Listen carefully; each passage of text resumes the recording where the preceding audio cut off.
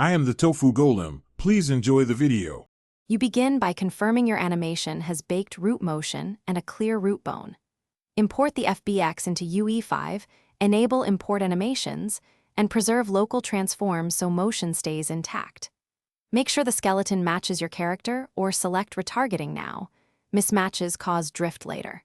Once done, open the animation asset and inspect the root track to verify translation and rotation curves exist. This early validation saves time and prevents subtle issues during playback and replication.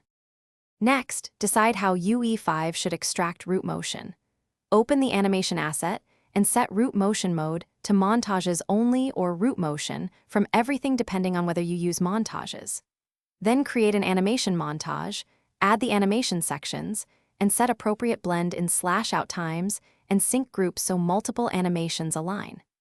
Use Persona to preview with your character mesh and check the root motion track. This confirms movement will transfer to the character movement component properly once linked.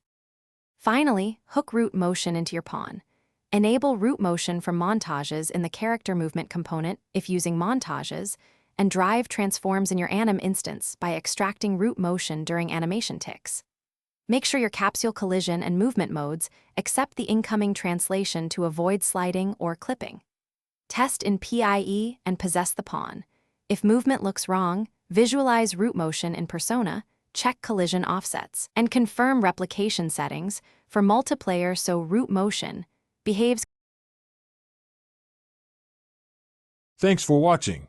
Consider subscribing if we helped you today.